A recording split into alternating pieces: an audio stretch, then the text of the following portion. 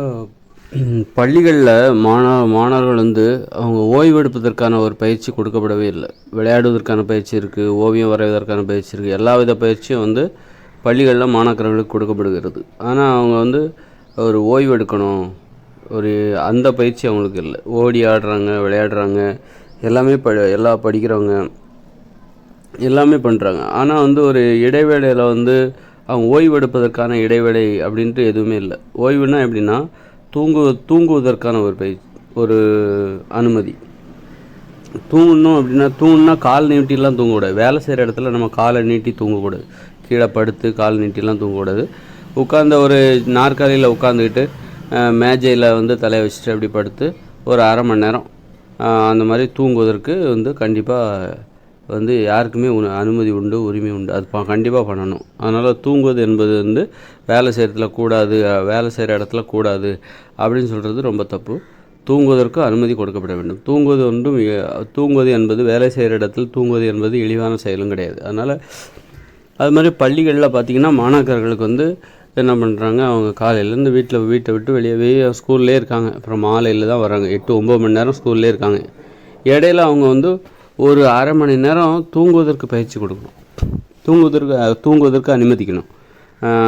எல்லாருமே ஒரே நேரத்தில் குறிப்பிட்ட நேரத்தில் ஒரு அரை மணி நேரம் எல்லாருமே கொஞ்சம் தூங்குங்க அப்படி சொல்லிட்டு நாற்காலியில் உட்கார வச்சு, அதாவது பள்ளிக்கூடத்தில் ஒரு வகுப்பறையில் 20 பேர் தான் இருக்கணும். ஒவ்வொருத்தருக்கும் தனித்தனி நாற்காலி இருக்கணும், தனித்தனி மேஜை இருக்கணும். யாரும் ஒருத்தர் தொடக்கூடாது, பகிர்ந்து உண்ணக்கூடாது. ஒரு நாற்காலிக்கு ஒருத்தரோட இருக்கைக்கும் இன்னொருத்தரோட இருக்கைக்கும் இடைவெளி இருக்கணும், நல்ல இடைவெளி. ஒரு வகுப்பறையில் 20க்கு மேலே யாருமே இருக்கக்கூடாது. 20க்கு மேலே இருக்கைகள் இருக்கக்கூடாது. இந்த பெஞ்சில் உட்காந்து நெருக்கி அடிச்சுட்டு உட்கார்ற அந்த மாதிரியான நடைமுறை இருக்கக்கூடாது. அப்படி இருக்கும்போது தனித்தனியாக தான் உட்காரணும். அப்படிங்கும்போது அவங்களுக்கு வந்து தூங்குவதற்காக அரை மணி நேரம் ஒதுக்கப்பட வேண்டும். அதற்கான ஒரு இடைவேளை நேரம் சாப்பிட்டு முடிச்சுட்டாங்க, மத்தியானம் சாப்பிட்டு முடிச்சுட்டு ஒரு அரை மணி நேரம் அவங்க தூங்கலாம், உட்காந்துட்டே தூங்கணும். இந்த பயிற்சி வந்து மாணாக்கர்களுக்கு ஏன் தேவைன்னா, மாணாக்கர்களுக்கு தூங்க தெரில. அதனால தான் அவங்களுக்கு வந்து என்ன பண்ணுறாங்கன்னா, தூங்கணுங்கிற ஆசையும் இல்லை அவங்களுக்கு. ஆனால் பெரியவங்களுக்கு இருக்குது. ஒரு ஆசிரியர்களுக்கு இருக்கும், ஒரு அரை மணி நேரம் தூங்கினா நல்லாயிருக்குமே அப்படின்னு சொல்லிட்டு உட்கார்ந்த இடத்துல இருந்தே தூங்குவாங்க. அல்லது எந்த ஒரு வேலையிலே எடுத்துக்கிட்டாலும் சரி, ஒரு அரை மணி நேரம் தூங்குவோமே அப்படின்னு சொல்லிட்டு மத்தியானம் வேலைகளுக்கு இடையில் தூங்குகிற வழக்கம் வந்து எல்லாருக்குமே இருக்கும். இல்லை இருந்தால் நல்லது தான், அதில் எந்த தப்புமே கிடையாது. அது ஆரோக்கியமான விஷயந்தான். அந்த ஆரோக்கியமான நடைமுறையை வந்து நம்ம மாணாக்கர்களுக்கு கட்டாயப்படுத்தணும். அதுக்கு இப்போ கட்டாயப்படுத்தி அவங்களுக்கு பயிற்சி வழங்கணும். ஏன்னா மாணாக்கர்கள் வந்து அவங்களுக்கு தூங்கவே தூங்கணுங்கிற அந்த ஐடியாவே இல்லை, அந்த ஆசையே இல்லை அவங்களுக்கு. சரி, முழிச்சிருக்கிற நேரம் எல்லாம் வந்து ரொம்ப பயனுள்ள செயல்களை செஞ்சிட்ருக்காங்களா அப்படின்னா, முழிச்சிருக்கிற நேரம் எல்லாம் பெரும்பாலும் தேவையில்லாத வேலைகள் தான் பார்த்துட்ருப்பாங்க. அடங்க மாட்டாங்க, வாத்தியாருக்கு அடங்க மாட்டாங்க. தேவையில்லாத பிரச்சனைகளை வந்து தான் பெரும்பாலான செஞ்சிட்ருக்காங்க. இப்போ இந்த மாதிரி மாணவர்கள் ஏன் இந்த மாதிரி நடக்கிறாங்க அப்படின்னா, அவங்க வந்து பள்ளியில் தூங்கக்கூடாதுன்னு நினச்சிக்கிறாங்க. ஓய்வு எடுக்கக்கூடாது, பள்ளியில் வந்து ஓய்வு எடுக்கக்கூடாது, தூங்கக்கூடாது, முழிச்சே இருக்கணும் அப்படிங்கிற மாதிரி அவங்களுடைய வாழ்க்கை முறையே வந்து ஒருத்தர் இன்னொருத்தர் டிஸ்டர்ப் பண்ணுற மாதிரி, அவங்களுக்குள்ளே விளையாடுறேங்கிற பேரில் இன்னொருத்தர் விளையாட்டுக்காக நண்பர்கள் அப்படிங்கிற பேரில் மகிழ்ச்சியாக இருக்கிறோம், ஜாலியாக இருக்கிறோம் அப்படிங்கிற பேரில் ஒருத்தர் ஏதாவது வெறுப்பேற்றுற மாதிரி அல்லது இடையூறு செய்கிற மாதிரி ஒரு வாழ்க்கை முறை அந்த பள்ளிகளில் மாணாக்கர்களிடம் இருக்குது. அதனால் அவங்க வந்து தூங்கணும் அப்படிங்கிற ஆசை அவங்களுக்கு வர்றதில்லை. ஏன்னா தூங்குனா அப்போ ஏதாவது டிஸ்டர்ப் பண்ணுவாங்க. தூங்குவதற்கு நமக்கு இடையூறே இருக்கக்கூடாது. அப்படி இடையூறுகள் நிரம்பிய ஒரு பகுதியாக மாணாக்கர்களுக்கு பள்ளி என்பது இருக்கிறது. ஏன்னா பள்ளிகளில் தூங்கக்கூடாதுங்கிற விதிமுறை இருக்கிற மாதிரி தூங்குனா அதை யாரும் அனுமதிக்கவும் மாட்டாங்க அப்படிங்கிற ஒன்று. அப்புறம் தூங்குவதற்கு இப்போ அவங்க ஃப்ரெண்ட்ஸே வந்து ஒரு பொண்ணு தூங்குறான்னா அவளோட ஃப்ரெண்ட்ஸே வந்து ஒரு மாணவி தூங்குறா அப்படின்னா அவளோட ஃப்ரெண்ட்ஸு அவளை வந்து இடையூறு செய்யாமல் இருப்பாங்களா? அது மாதிரி ஒரு மாணவன் தூங்குறான்னா அவனுடைய ஃப்ரெண்ட்ஸ் நண்பர்கள் வந்து அவனுக்கு இடையூறு செய்யாமல் இருப்பாங்களா தூங்கும்போது? அப்படி அது வந்து தூங்குவது என்பது வந்து யாரோ தனித்து ஒருத்தர் முயற்சி பண்ணால் அது நடக்காது. அதுக்கு ஒரு அனுமதி கொடுக்கணும். அதுக்கு வந்து அந்த பள்ளி நிர்வாகத்திலே அந்த கல்வி முறையிலே ஒரு அனுமதி இருக்கணும். அரை மணி நேரம் நீங்கள் தூங்கணும் தினமும் அப்படிங்கிற மாதிரி ஒரு அனுமதி இருக்கணும். அப்போ தான் ஓய்வு எடுக்கிற அந்த பயிற்சி அவங்களுக்கு கிடைக்கும். ஓய்வே எடுக்கக்கூடாது அப்படின்னு அவங்க நினைக்கும் போது செய்கிற வேலைகள் எல்லாமே பெரும்பாலும் தேவையில்லாத வேலைகளாக இருக்குது. அப்படிப்பட்டவங்களுக்கு அமைதியை கொடுக்கணும் அப்படின்னா, அமைதியாக இருக்க வைக்கணும் அப்படின்னா, அவங்கள அரை மணி நேரம் தூங்க வைக்கிறதுல வந்து தப்பு கிடையாது. அது ரொம்ப அவசியமானது. அது மாணாக்கர்களுக்கு வந்து ஒரு அமைதியை கொடுக்கும். அவங்க கல்வி கற்கிற முறையில், அங்கே பள்ளிக்கூடத்தில் நடந்துக்கிற முறையில் வந்து ஒரு அமைதியை கொடுக்கும். அதனால் தூங்குவதையும் அந்த பாடத்திட்டத்தில் சேர்த்து வைக்கணும். விளையாடுறது, ஓவியம் வரைகிறது, நடனம் பண்ணுறது, கைவினை, வேலைப்பாடு, தோட்ட வேலை அப்படின்னு சொல்லிட்டு கிட்டத்தட்ட எல்லா தற்காப்பு கலை, இப்படி சமையல் கலை, இப்படி எல்லாத்தையுமே பள்ளிக்கூடத்தில் கற்றுக் கொடுக்குற ஒரு இடமா நம்ம பார்க்குறோம். அப்படி தானே? அப்படி இருக்கும்போது தூங்குவதற்கான பயிற்சியும் மாணவர்களுக்கு கொடுக்கணும். அதை வந்து கட்டாயப்படுத்தி வழங்கினா தான் முடியும். தனி ஒரு மாணவனோ மாணவியோ முயற்சி எடுத்து அவங்க தூங்க முடியாது. அதனால் வந்து அந்த ஒரு பயிற்சியை வந்து பாடத்திட்டத்தில் கொண்டு வர வேண்டும். அதுக்குன்னு ஒரு புத்தகம்லாம் போடணுங்கிற அவசியம் இல்லை. இடைவேளையின் போது எப்போல்லாம் இடைவேளை இருக்கோ அப்போல்லாம் நீ தூங்கலாம், அல்லது அந்த மாதிரி வேண்டாம், அல்லது மத்தியானம் சாப்பிட்டு முடித்த உடனே ஒரு அரை மணி நேரம் நீ தூங்குவதற்கான நேரம் அப்படின்னு சொல்லிட்டு ஒதுக்கிடணும். சாப்பிட்டு முடிச்சிட்டாலே நீ அரை மணி நேரம் படுத்து தூங்காத, மேஜையில் தலை வச்சு ஒரு நாற்காலியில் உட்காந்து மேஜையில் தலை வச்சு சாஞ்சி படுத்து தூங்கு அப்படிங்கிற மாதிரி ஒரு அனுமதி கட்டாயப்படுத்தப்பட வேண்டும். அப்போ தான் வந்து அவர்கள் மனதில் ஒரு அமைதி ஏற்படும், பொறுமை ஏற்படும்.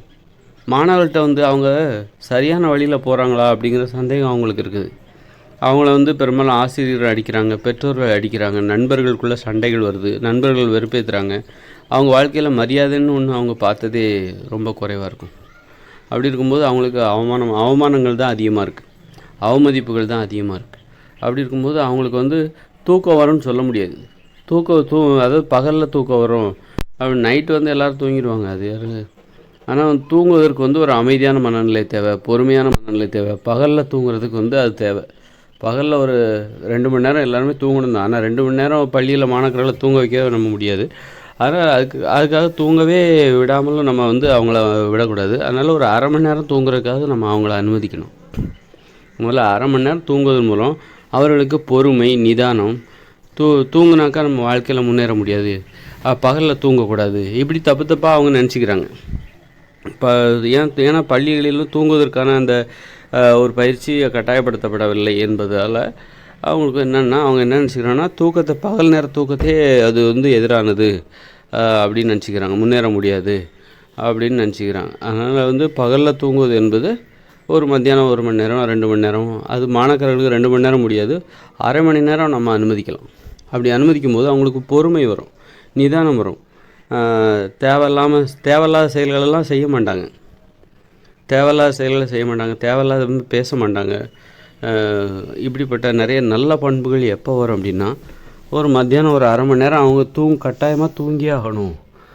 அல்லது தூக்கம் வரலன்னாலும் சரி, அமைதியாக படுத்து அமைதியாக யாரும் பேசாமல் இருக்கணும் அப்படிங்கிற பயிற்சியை மாணாக்கர்களுக்கு கண்டிப்பாக பள்ளிகளில் வழங்க வேண்டும், கல்லூரிகளிலும் வழங்க வேண்டும். அது அலுவலகங்களிலும் வழங்கணும். தொழில் செய்கிற இடத்துலையும் வந்து அரை மணி நேரம், தொழில் செய்கிற இடத்துல 1 மணி நேரமாச்சும் வழங்கணும். அந்த மாதிரி அரை மணி நேரம் அல்லது அரை மணி நேரமாச்சும் வழங்கினாலே போதும். அது அவங்களுக்கு மனதில் வந்து ஒரு அமைதி ஏற்படுத்தும், ஒரு வெறுப்பை தணிக்கும், கோபத்தை தணிக்கும். அந்த மாதிரியான ஒரு ரொம்ப அற்புதமான ஒரு மருந்து எதுனா தூக்கம்தான். ஒரு அரை மணி நேரம் நம்ம தூங்கி எந்திக்கும் போது நமக்கு நிறைய கோபங்கள் நீங்கிரும், வெறுப்பு வந்து இருக்காது. நல்ல ஒரு மனநிலை வந்து புதுப்பிக்கப்பட்ட ஒரு மனநிலையுடன் மீண்டும் ஒரு புத்துணர்ச்சியோடு வேலை செய்வதற்கு அந்த தூக்கம் என்பது அவ்வளோ பெரிய உதவி செய்யும். வேறு எந்த வகையிலையும் நீங்கள் வந்து உங்களை நீங்கள் புதுப்பிச்சிக்கவே முடியாது. பொறுமை வரும், நிதானம் வரும், அமைதி வரும். இது மாதிரி நிறைய நல்ல பண்பு தூக்கத்தின் மூலமாக கிடைக்கும். அதனால் அரை மணி நேரம் பள்ளி கல்லூரிகளில், அலுவலகங்களில், தொழிற்சாலைகளில் அங்கு வேலை செய்பவர்களுக்கு அரை மணி நேரம் கட்டாயம் தூங்கணும் அப்படிங்கிற ஒரு நடைமுறையை அவங்களுக்கு கொடுக்கணும். ரொம்ப உடல் உழைப்பை அடிப்படையாக கொண்டு வேலை செய்கிறவங்களுக்கு படுத்தே தூங்குறதுக்கு அனுமதிக்கலாம். ஒரு அரை மணி நேரமோ அல்லது 1 மணி நேரமோ படுத்தே தூங்குவதற்கு மத்தியானம் கண்டிப்பாக சாப்பிட்டு முடித்த பிறகு 1 மணி நேரம் அல்லது அரை மணி நேரம், அதுக்கு மேலே வேண்டாம், படுத்தே தூங்குவதற்கு அனுமதிக்கலாம். அல்லது அலுவலகத்தில் உட்கார்ந்து வேலை பார்க்குறவங்க உட்காந்துட்டு தூங்கணும். இந்த நடைமுறை வந்து கட்டாயப்படுத்தப்பட்டால் நிறைய பேருக்கு ஒரு பொறுமை வரும், ஓய்வு மீது ஒரு கவனம் இருக்கும். ஓய்வு எடுக்கிறது ரொம்ப முக்கியம், அது ஒரு உடலோட தேவை அது அப்படின்னு அவங்க புரிஞ்சுப்பாங்க. ரொம்ப நல்ல விஷயம் அது, ஓய்வு எடுக்கிற மத்தியானம் வேலை செய்கிற இடத்துல, பள்ளிக்கூடத்தில், கல்லூரியில்.